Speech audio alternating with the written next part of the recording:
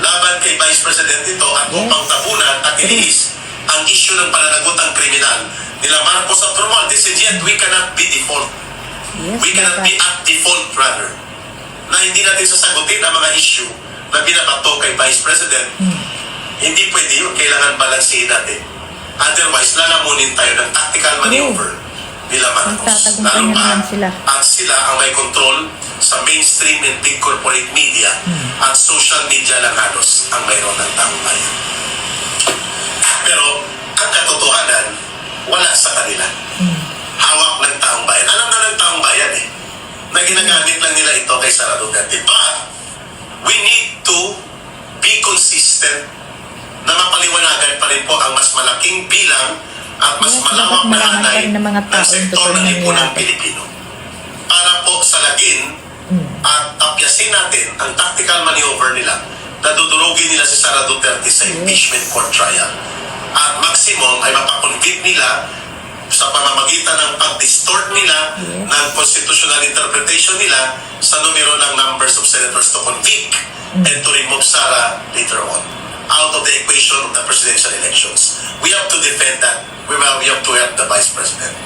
Pero we have also to remain consistent on the other hand. Dito, sa binabanggit ni Ka-Eric na dapat mabulgar pa rin at tuloy-tuloy na mapalawak at mapalalim ang public discussion and advocacy to expose ang iba pang katiwalian na sindikato ng pangungurakot at pandarampong na nagaganap at naganap sa ilalim ng administrasyong Marcos at Romualdez. We need that kind of consistency. So ayun na nga, napakagaling itong sinasabi nito ni Ka-Eric dahil totoo naman. Talagang nagtatago yan si Marcos Jr. sa kaso Romualdez sa palda ng impeachment ni BP Sara para mapunta din yung issue, panilihis yan. Kasi nga, lahat ngayon nakatutok dun sa impeachment ni BP Sara, diba? So ayan, natatakloban na naman yung flood control, yung ginawa nilang pangungurakot, diba? Ayun na lahat kay BP Sara na talagang taktika nila para mapihit lahat ng attention dun kay BP Sara. Tapos yan nga, diba, sa June 28 daw, magra-rally pa yung mga pari-pare para ma-impeach talaga si BP Sara, mga panawagan, mga white ribbon, ganyan-ganyan na yan. Ayan, magsasama-sama pa sila. Ganyan nila inaano yung utak ng mga tao, sinisira nila yung mga utak ng mga tao. Buti na lang talaga, may social media at may mga tao na katulad dito ni Ka-Eric nga, na nagbabahagi para mamulat yung parang tuloy-tuloy siya kahit nga pinapakulong na to kahit kinakasuhan. Tuloy-tuloy, kasi tama yung sinasabi niya na kailangan na salagin natin, parang imulat natin yung mga tao na mali yung ginagawa nila. At ginagamit lang nila impeachment na ni BP Sara para pagtakpan sila. At para doon lahat mabaling ang sisi kay BP Sara, 'di ba? Kasi lalo na ngayon, hawak na nila ang Senado, may 13 sila doon na hudas, 'di ba? So ayan, yan ang ginagawa nila ngayon, kaya dapat talaga tuloy-tuloy pa rin ang laban kasi kung hindi, yari talaga, kawawa ni BP Sara. Kasi pipilitin nila nasa kanila yung number ngayon, 'di ba? So ayan, grabe, may parali pa pala silang gagawin, pero hindi naman magtatagumpay man kasi puro kasamaan naman yung iniisip nila Ito na lang yung sinasabi nga ni Ka-Eric na panindigan natin na maging consistent tayo sa mga ginagawa natin para mamulat at maiparating sa mga tao na hindi totoo yan, na ang totoo, ganito ang nangyayari. Kasi yung iba mulat na, pero yung iba, pag nakakita, madali kasi, lalo't hawak nila ang mainstream media, di ba? Madali nilang mapaikot yung mga tao, tapos gusto nila syempre, yun yung ipapalabas nila sa mga mainstream media, yun yung mga ibabalita nila. So, yun yung matahatak sa utak ng mga tao. Ganon nila minamindset talaga yung mga ginagawa nila. So, mabuti na lang at sa ganitong paraan, hindi sila magtatagumpay kasi may mga nagsasalita at mga nagpapaliwanag, di ba? Would be next week. Ito pong mga alipores na kalyado at kasuporta ni Marcos at ni Romualdez. Yan yung mga ay pare. mananawagan sila ng White Ribbon March daw sa EDSA. Kasama yung mga kaliwa, mga pink, lahat na sila doon. Yung mga dilaw na komunista, pink, yellow zombies, sama-sama sila sa June 28. Kaya gagamitin nila ang pagkakataon ng impeachment at paglilitis kay Vice President Sara Duterte nang sa ganun po ang public opinion discussion mapopokus kay Sara Duterte. That's first. At pangalawa, magiging defensive ang kalagayan ng Vice President sapagkat kailangan din pati niya magpaliwanag. At kailangan niyang mag-defend. paliin ang pangbabaluktot sa mga proseso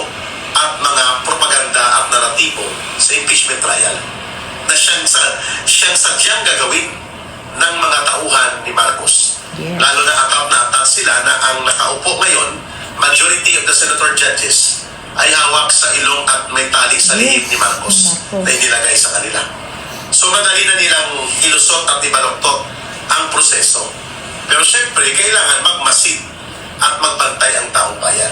Kaya yun po ang ibig sabihin kung bakit naging diversionary tactic. Yes, Or yun talaga. bahagi ng mga taktikang pang-diversionary ni Marcos at nila Romualdez upang ipaling papunta kay Sara Duterte instead na nakafocus kay Marcos Yes. at kay Romualdez. Ayun o, ligtas na naman sila. At pagpapaliwanag na ito. Kasi busy sa Mas impeachment klaro ang na mga ngayon na tao. ito ang tinatawag na tactical maneuver to achieve strategic objective. Yon. Sa mga rules ng digmaan, may tinatawag na tactical maneuver. However, kung hindi pa kaya ang 16, binabaloktot nila na dapat 14 lang. Grabe, Dahil no? 22 lang daw ang mga senador na makakapagboto Maling-mali. at makapag-participate sa actual Maling-mali. impeachment trial. Mali. Kahit elementary ka, pwede mong basahin ang konstitusyon na nakalagay doon. True, nandun naman eh. 2/3 of all the senators. Of all the senators. Hindi nilagay doon sa konstitusyon, 2/3 of all the senators who are present. Yes, kung may ganun, maaari. Kung wala nakalagay, yung Mali-mali talaga. interpretasyon mo, mali yun. Binabaloktot lang talaga Na nila. diversionary laban kay Vice President ito at upang tabunan at ilihis ang isyu ng pananagutang kriminal nila Marcos at Romualdez, and yet we cannot be default. We cannot be Yes, at default tama, runner. tama talaga yun. Na hindi natin sasagutin ang mga issue na binabato kay Vice President. Hindi pwede yun. Kailangan balansihin natin. Otherwise, lalamunin tayo ng tactical maneuver nila Marcos. Lalo pa, at sila ang may control sa mainstream and big corporate media at social media lang halos ang mayroon ng taong bayan. Buti nga't meron pang social Pero media. ang katotohanan, wala sa kanila. True, wala naman Hawak ng talaga. taong Puro bayan. kasi Alam nungaling ng taong naman. bayan na ginagamit lang nila ito kay Sara Duterte. But, we need to be Yes, kailangan consistent pa rin salagin yung mga na yan. mapaliwanagan pa rin po ang mas malaking bilang at mas malawak na hanay ng sektor ng lipunang Pilipino. Yes. Para po salagin at tapyasin natin ang tactical maneuver nila na dudurugin nila si Sara Duterte sa impeachment court trial. At maximum ay mapakonvict nila sa pamamagitan ng pag-distort nila ng constitutional interpretation nila sa numero ng numbers of senators to convict and to remove Yes. Sara later on out of the equation of the presidential elections. Yes, yun We naman have to talaga ang defend gusto that. nila eh. Kasi We wala have to namang help the pantapat Vice kay President. Sara eh. Pero we have also to remain consistent on the other hand. Dito, sa binabanggit ni Ka-Eric na dapat mabulgar pa rin at tuloy-tuloy na mapalawak at mapalalim ang public discussion and advocacy to expose ang iba pang katiwalian at sindikato ng pangungurakot at pandarambong na nagaganap at naganap sa ilalim ng administrasyon Marcos at Romualdez. We need that kind of consistency. So, ayan na nga. Grabe, no? Talagang napakasama ng ginagawa, no? Ng mga tao to. Itong mga bangag na to. Kasi talagang ayun ang ginagawa nila para malihis. Lahat naman ng mga nangyayari ngayon, panlihis yan dun sa ano eh.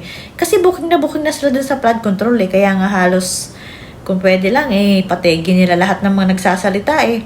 Tapos yan nga, ngayon minamadali din nila at saka talagang lihis na ang issue ngayon sa impeachment kasi inaabangan eh. 'Di ba may mga pre-trial na ginagawa. Tapos yun ang talagang binabalita kaya so ganito, ganyan, lahat interview dito, interview doon, tapos sa balita yun ang inilalagay nila. Ganun nila kinukondisyon talaga yung mga tao. Kaya ang hirap din, kawawa rin talaga to si BP Sara kasi nga hawak nila ang media, tapos hawak nila lahat. Congress, tapos yung mga senator, tapos ngayon nga, di ba, may 13 hudas na sila. Kaya pilit nilang binabaloktot na naman na dapat na wala daw si Senator Bato, wala si Jinggoy, so dapat daw 22 lang yung total. Paano naging 22 yung total? Senator pa rin yung mga yun, saka binutoy ng mga taong bayan. Grabe talaga, grabe nilang winawalang hiya ang batas talaga sa Pilipinas. Kaya, wala talaga nga asahan. Kaya tama yung sinasabi to ni Ka Eric, hindi pwedeng parang manalo na lang sila dun sa gusto nilang mangyari na ganyan, na ililihis nila, tapos ganito, ipokondisyon nila yung mind ng mga tao. Kailangan talaga salagin, tapos magtuloy-tuloy, consistent dapat yung mga katulad natin na nagsasalita kahit paano, na magpaliwanag at ipakita natin tayo na may mga social media naman tayo, kanya-kanya tayo ng page, di ba? Dapat tuloy-tuloy pa rin. Yun na lang yung magagawa natin tulong kay VP Sara, di ba?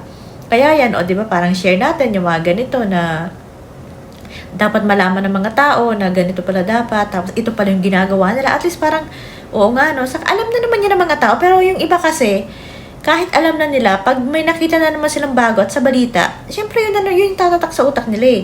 Ganon. Kaya dapat yung mga sinasabi, parang talagang, parang patotohanan na mali yung ginagawa nila na ganito kasi yun, na ganyan. Yung bang nakakapagpaliwanag, katulad ng mga ganito. Kasi ang galing nito ni Ka Eric talaga. Gusto ko siya kapag nagpapaliwanag, kahit nga yung mga ibang batas, kahit alam niya eh, talagang ang linaw-linaw din niya mag-explain, ganon.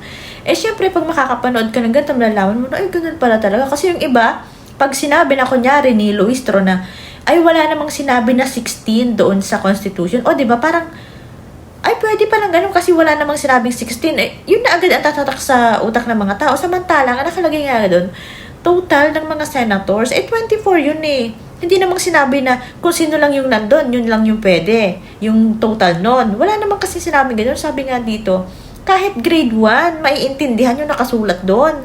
Kasi nandun naman, open naman yan eh. Tapos babaluktutin nyo ng ganyan, di ba? Sinabi na rin ito ng Senator Ermina, grabe ha. Ang linaw-linaw na nakasulat doon, tapos babaluktutin nyo pa. Talagang wala na kayong kahiya-hiya sa ginagawa ninyo. Sa bagay, lahat naman, pati nga yung mga kaso na hindi naman sakop doon sa ganung kaso, ginagawa nila, makagawa lang sila ng kaso eh. So ano pang aasahan mo? Kaya dapat, ay nako, ito na yon, ito yung pinakamalupit na panlihis nila, itong impeachment ni VP Sara. Para, ayun nga naman, tingnan mo, wala na yung flood control, wala na. Parang hawak na nila, di ba? Ano pang aasahan mo doon? Kung ganyan, tapos tuloy-tuloy ang pagkakaso. Ganyan, talagang pinapatumba nila ng sobra-sobra. Tapos yun, ang galing din ng mga mainstream media, kung ano lang yung gusto nilang makita, na pabor doon sa, sa bangag, yun lang yung nilalagay sa sa mga balita nila. Wala namang iba. Kitang-kita mo yan sa mga balita na yung mga pabor lang sa gobyerno talaga ang nila. So, kung wala nga talagang magsasalita at magtutuloy-tuloy, ay, napakahirap nang. Mahirap yung laban pero tuloy-tuloy lang at least. Pag alam naman ng mga tao, sabi nga ang desisyon pa rin ng lahat ng to ay nasa mga tao. Kung i-tolerate nila yan, kung tatanggapin nila na, deserve. Na lang, tanggapin yung kahirapang nangyayari sa Pilipinas. Pero kung titindigan at ilalaban na tapusin yung ganyang klase ng gobyerno, nasa mga tao din yan.